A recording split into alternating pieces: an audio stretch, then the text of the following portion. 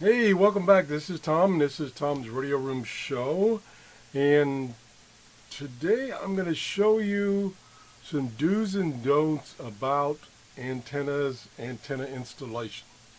And this is not all encompassing, this is just some observations I had recently when an antenna had to be removed due to Hurricane Irma.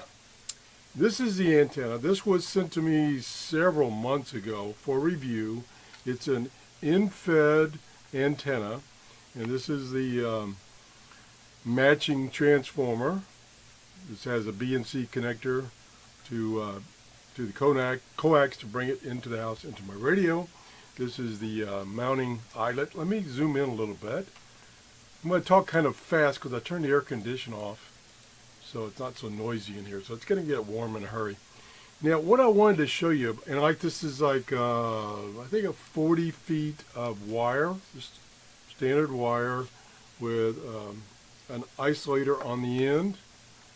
And if I can zoom in a little bit, I'll just show you. What I'm trying to show you here is the effects of antennas at my location. You may not have these same problems. But I don't know if you can see it, but this is pretty well chewed up due to squirrels. We have a lot of squirrels in our yard. And so they were doing it. Why they chewed on that, I don't know. And this was a supposedly temporary setup, just long enough to do the testing, and then I was going to take it down. Unfortunately, when I got it up, I had help getting it up because I'm not very good on ladders anymore. And the person that helped me has been busy right now with all the hurricane stuff and helping other people. He's a handyman. And so I was not able to take this antenna and one other one plus a HD TV antenna down. I just couldn't handle it myself. So it suffered the effects.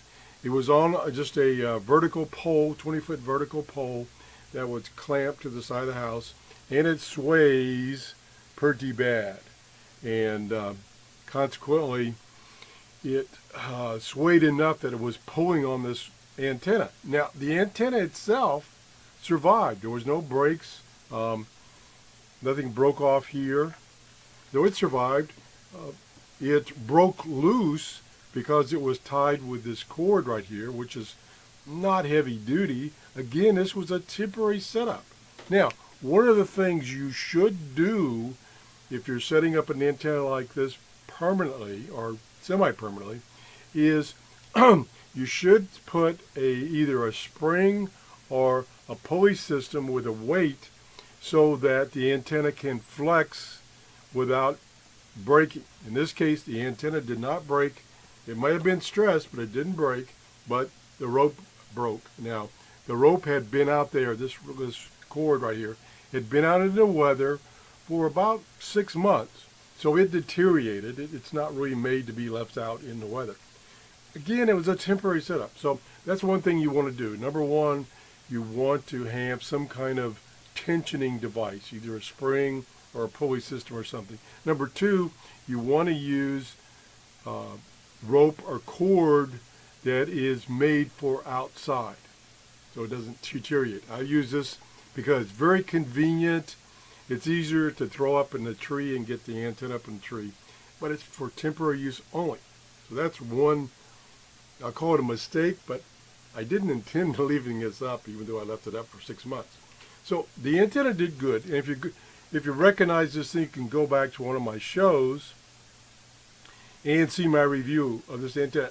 Another reason I left it up is this antenna was working so good. That's why I left it up. But I should have taken it down and made it more permanent. Now, here is the big mistake I made. This antenna was constructed with not the greatest hardware. And I'm zooming in as far as I can go. Let me see if I can hold this up. You see what happened to the terminals. Now, I live on the west coast of Florida, adjacent to the Gulf of Mexico, so there's salt in the air from the Gulf of Mexico. And it does things like this. What I should have done, again, if it was going to be a permanent setup, And some people may disagree with me on this, but I like to use this stuff right here. This is liquid tape. I've used it for years. It does a good job. It's easy to use, and it lasts a long time. I have antennas up that has this on it. They've been up for like 20 years. Now, maybe not this particular brand, because I used to get it from a 3M company. This is not from 3M, and it's a little hard to find nowadays than it used to be. But what I should have done is I should have coated these terminals right here to keep the salt air off of them. I didn't. So what I'm going to have to do, if I want to use this again, and I do because this was a pretty good antenna, is I'm going to have to get my little Dremel tool and clean off all the rust down to the bare metal and then coat it with this liquid tape. That's the big mistake I made. But again, it was supposed to be a temporary setup. So just some ideas when you're setting up your antennas. The other thing that I sometimes use it for, not always, is once I've made the connection, like this is a B and C, once I've made the connection, then I will coat that connector to keep the moisture out. You can see that this connector hasn't deteriorated too much. But again, this would have kept it from deteriorating even more. So that's it. Just some my observations in my area where there's salty air.